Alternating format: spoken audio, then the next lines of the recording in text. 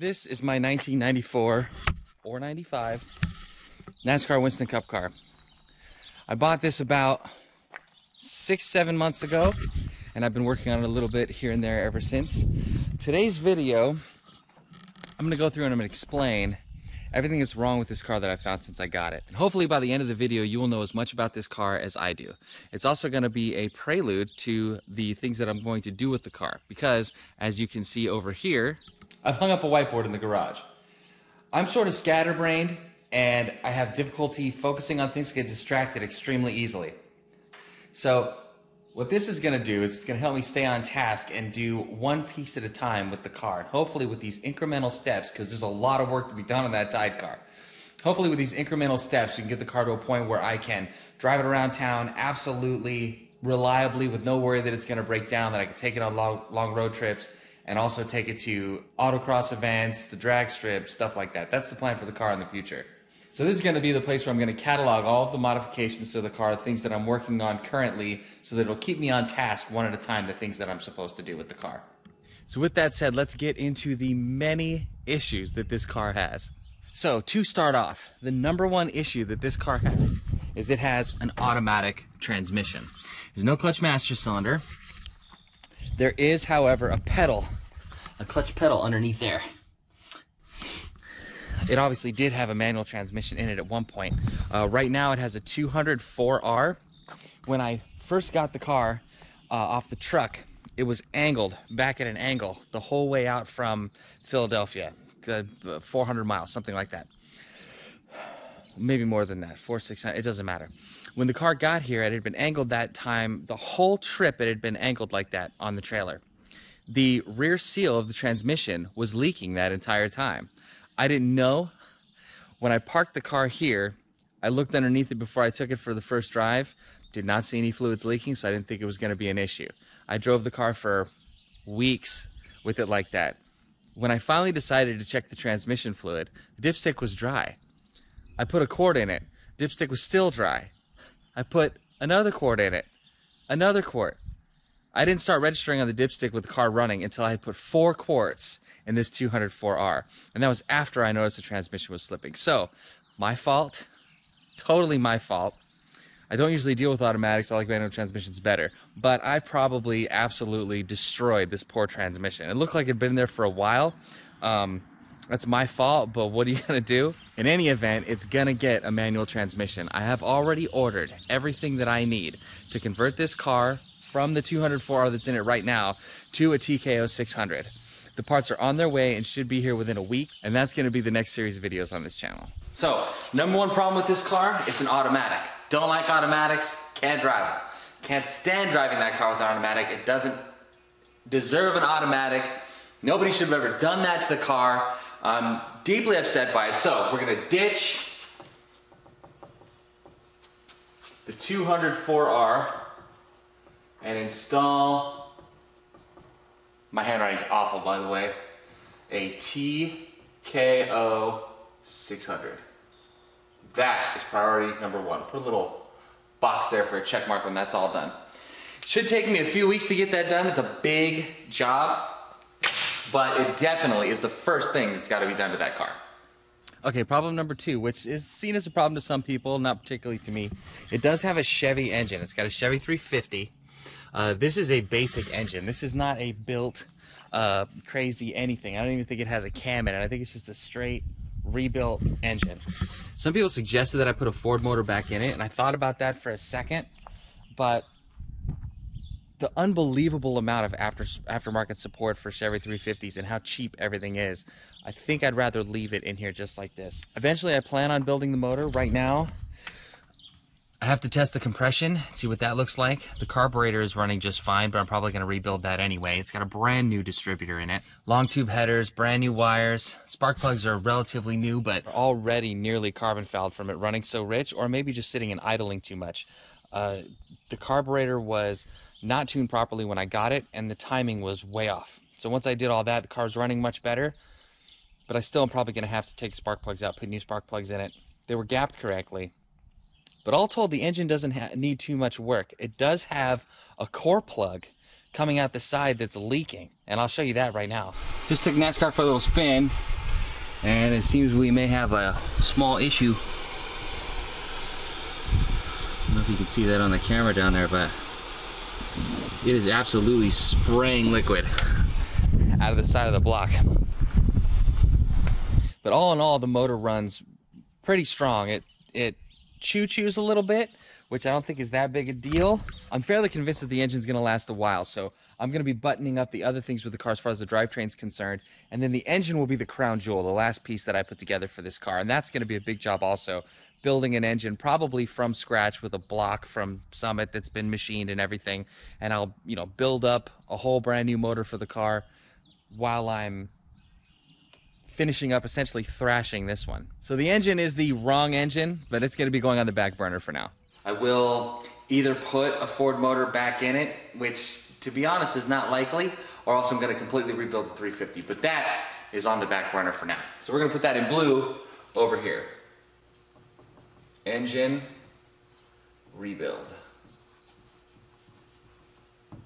Next up is engine related, but it's not the engine specifically, and that's the alternator geometry.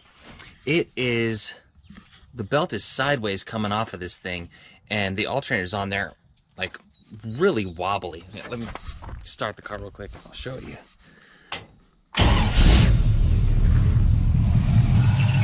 You can hear it squeaking. If you push the alternator this way, it stops squeaking. This bolt's loose already. So I've got to figure out a completely different situation. I got to figure something out to get this mounted up properly. So we're gonna have to fix that. So the alternator geometry is not super duper high on the list because it will work like that, but it needs to be done pretty soon.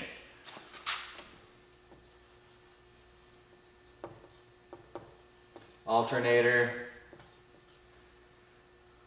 call it mounting, fixed. All right, so we have a few issues with the suspension specifically. We have the shocks. I moved them because I installed these new upper control arms. They were not going to clear, so I moved them down to this mount down here, but I didn't know. And a big shout out to Earl Brown, who commented on my channel, told me all kinds of stuff about the suspension. It was really awesome. But those are actually mounting tabs for the anti-roll bar. It's supposed to go between there into this pipe across to the other side. Eventually I'm going to put an anti-roll bar in there, but that's going to be sort of a back burner item because I don't need that specifically right away.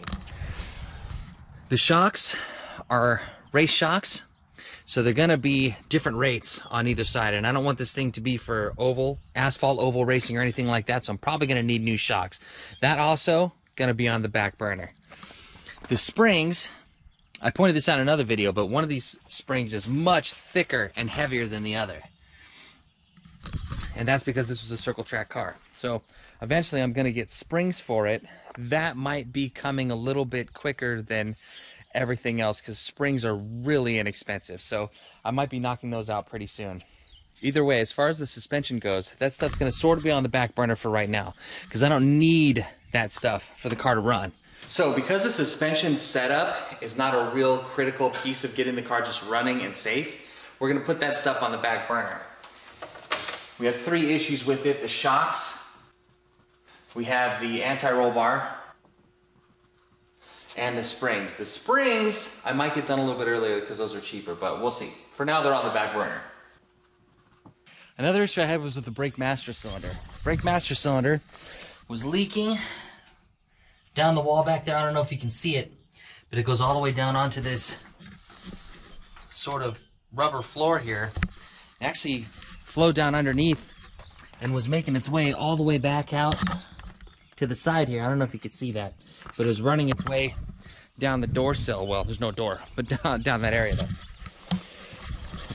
So this brake master cylinder has this knurled, like extra large reservoir, which I thought was like really cool. I don't want to get rid of that. Hopefully I'm going to be able to unscrew that off of this and keep it because I got a new one. I had to do a little bit of searching, but this is essentially a brake master cylinder from a 1964-65 Mustang. It was a little tough because you can't just look up 1994 to 95 Ford Thunderbird NASCAR Winston Cup car. It does not come up with the brake cylinder that you're supposed to use. So I had to go online and essentially just search brake master cylinder, and just start scrolling through pictures until I found one that was the right look, and then got all the measurements off of it, checked it out to see if it was going to fit. It looks like exactly the same thing. So I don't think I'm going to have a problem mounting that up. I just really hope that this isn't completely rusted on there and locked up, because I'd really like to have the extra large master cylinder to go on, or the extra large reservoir to go on this master cylinder. Okay, brake master cylinder, definitely high on the list.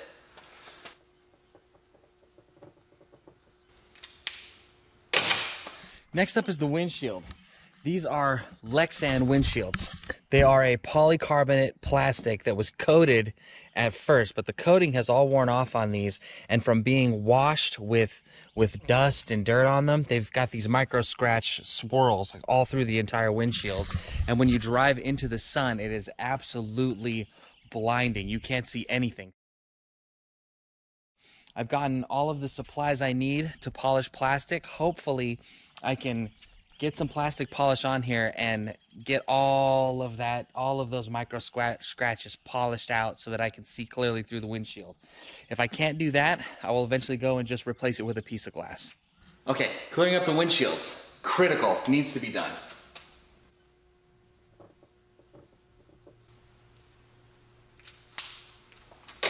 Next up, oil pressure sensor. Well, oil pressure sender right there. It was leaking like crazy, but I put a nice little quarter turn, half turn on it, and it stopped leaking. I'm still getting the oil pressure reading just fine. It goes back to gauges in here, which are just cheapy, like, you know, just super cheap gauges from Summit. They work fairly well, but I want to move those things back up to these gauges here. I don't know if I'll be able to do the water, because once you cut the sender on a water gauge, I don't even know if it's possible to fix it. The oil pressure gauge, I know I can fix, because they just cut it off of the back, and I have the copper tubing to fix this gauge in the garage. Fuel pressure, I'm pretty sure I'll be able to fix that also. That's not really a super high priority on the list, because I don't need to know the fuel pressure right now. The engine is not anywhere near that level that I need to know what the fuel pressure is. But eventually that gauge will get hooked up as well. So right now those are sort of back burner items on top of not having a speedometer. I do want to also order a speedometer. The oil gauge is going to be simple and easy to fix, and the other gauges are going to go on the back burner. But they will probably be higher priorities once I'm done with the stuff that's on the list. So this right here is the copper tubing kit that's going to be able to fix that oil pressure gauge.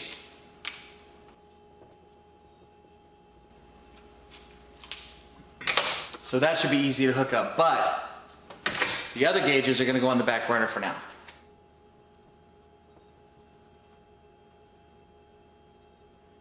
So the water temp gauge, fuel pressure gauge, those will eventually get fixed. Right now I want the oil pressure gauge to work on the odometer gauge just because I have the parts for it. I don't want the oil pressure to be down that low, so that I have to look down where my feet are to see it. So that's going to get fixed. This other stuff's going to wait till a little bit later. Now here are a couple big clues that led me to believe that this car was a display car. These quarter windows right here are riveted in, you can see. Now on the back in there, if you look up, you can see that there are Zeus fittings right here and right there. Those are quick release fittings so that they can take this window and slide it out. I'm guessing to be able to get back into the connections down there and stuff. Now, this has been riveted shut, but it's a new piece of glass. It didn't have the Zeus fittings in it before. You can tell it's a new piece of glass. Now, they put this sticker across this right here to fill in that gap, and it looks like it was done by the team, or at least someone that was a professional at it. Then over here, you got these two roof flaps and a fly. You got these two roof flaps right here. Then when the car spins around, they flip up to keep the car from lifting off the ground. Now, underneath you can see that they've been riveted in there. Piece of sheet metal's been riveted in to fill that whole thing. Now that doesn't look like some layperson did that. That looks like it was done by the team. Also, this bodywork up here to flush these panels in does not look like it was done by a lay person. It looks like it was done by a race team. This car had to have run some races at some point if it had roof flaps in it to begin with, or they wouldn't have put them in there if they just built it to be a display car. I don't know why, don't know how, wasn't there, and don't have anybody I can talk to find out. But either way, those are the things that lead me to believe that at some point this car was driven in some races and that it was at some point converted into a display car. Now, if I get to the point that I want to take this thing out onto a track and do 200 miles an hour in it, I would really like to have these roof flaps back in here just in case I end up turning the car around at that speed, and I don't want it to lift off into the air, obviously.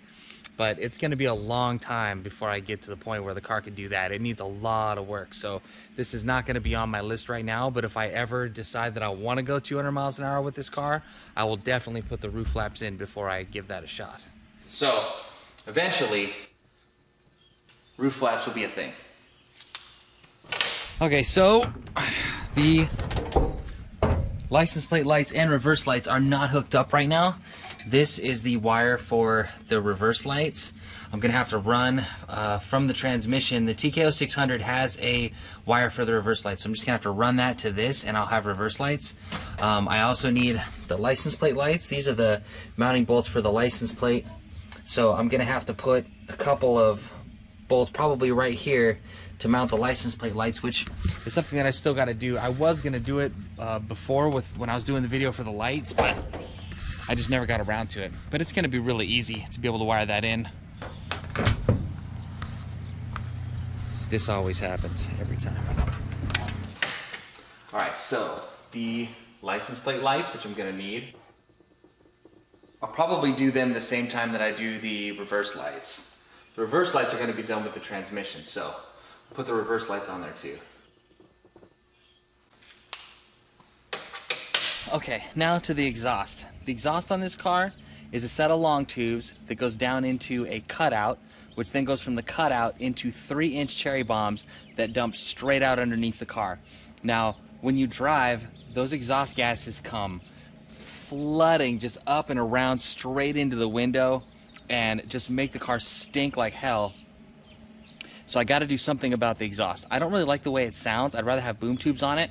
So I'm thinking I want to do boom tubes. So I'll try to give you a good look at the exhaust. There's not a whole lot of room underneath the car here to show you, but if you look way back there, you've got the long tubes that come down. They go into a collector, and then from that collector, they go into these cutouts right here, and then from the cutouts, they get to those 3-inch, they look like 3-inch cherry bomb mufflers essentially that just dump straight out right there. So eventually I want to have some boom tubes that come out the side and end up cutting off right there. You know, the typical NASCAR style exhaust. So doing something with the exhaust, definitely a priority right now. So we'll put exhaust on there like a 3-year-old. So you definitely got to do something with the exhaust, but maybe put on the back burner, we'll put boom tubes on there eventually. All right, now another thing that's missing for the car that I want to get put in, and actually really good news on this. If you can see over there, there's no passenger seat. So, unless I got trolled super freaking hard for April Fool's Day, which I don't think I did, this is the biggest box of all the boxes I'm getting, I'm pretty sure. And it should be the aluminum Kirky seat. Oh, oh, oh. And it is. Ooh, look at this baby. Dang. That thing is serious. So this I got, I think, in a 17-inch hip. So, it should be pretty much just like the other one I have in there. Although it's a little bit wider in the hips. This thing's freaking sick. So this is gonna go in as the passenger seat, and I have it, and it's here, and I'm freaking stoked. This thing's awesome, dude. God, look at the welds on that. Look at the freaking welds on that. That is gorgeous. Man. Seat cover and a sticker in there too. Oh, and with the foam blocks in there. Dang, this thing's gonna be comfy, it looks like. That thing's gonna be awesome. I can't wait to put that in the car. Passenger seat, definitely on the to-do list. I want to get that done ASAP. Because the car's a lot of fun to drive. It's a lot more fun to take people for rides in, personally, in my opinion. Okay, and now we come to the axle. Oh, the axle. The axle, which I stated in another video, is seals are leaking pretty bad. That, I don't know if that's new or old diff fluid. It looks pretty nasty though. Probably smells pretty bad. I don't want to get too close to it. But that stuff is pretty freaking gnarly. So, the seals are leaking on both sides of the axle. It is a full floating axle.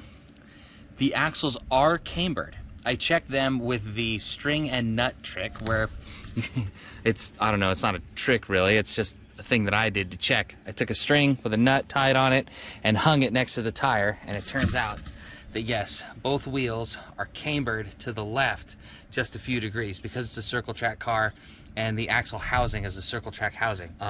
Also, as you saw in the beginning of the video, the diff that's in this, it's a Ford 9-inch, but it is either an open diff, or if it's got clutches in it, it's a limited slip, then it's trashed. Because I picked up the car on one side and turned the wheel, and I could turn it forward with almost no effort. Turning it backwards was a little bit more difficult, so I think it may have clutches. The clutches are just toast. I have a couple options. I could either pull the third member out and weld it up into obviously a welded diff, a solid axle, which I don't know if I want to go that route yet, or I could get a full strange third member and put it in an axle housing, which is a straight housing. I already have the hubs and everything. I don't think those are going to have to be changed. I could rebuild the third member with a limited slip in it if it has a limited slip for $100. That's probably what I'll end up doing. The seals have to be done because it's just leaking like crazy. So the axle's going to go on there as the next big project. So we're gonna put that in red right here. The axle rebuild. So the axle rebuild is gonna be the next big project. But for now, I have to do the axle seals because it's just gonna keep just pouring differential fluid out of the sides, gear oil. I don't need that. So just to keep the thing alive for now, we're gonna pull the ends apart and put new seals in it.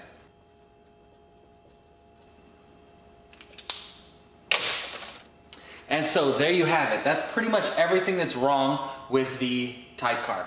This stuff over here is gonna get fixed eventually, but it's on the back burner for right now. There's also a couple more things. The car does not have high beams. I think I mentioned before that it does not have windshield wipers. It does not have a horn either. A horn. I might get the General Lee horn from Dukes of Hazzard. Like a real one, where all the actual horns are in there underneath the hood. But maybe that'll be for definitely much longer in the future. But you do have to have a horn in some states for the car to be street legal there. So eventually I do want to put a horn in it. Right now, this is my #1 priority. So expect the next video to be either parts for this or getting started on this, tearing out the transmission, something like that. So thank you guys so much for watching the video. I hope you've got a better idea of what all is going on with the car and what's going to be coming in the future. If you guys are enjoying these videos, please subscribe. We've got a lot more coming. We're up to 380 subscribers now, so that's about 50 more than I think the last video that I uploaded. So that subscriber count is going up and up. I'm getting a new subscriber almost every day. I want to thank all you guys that have subscribed. So thank you guys so much for watching, and we'll see you in the next video.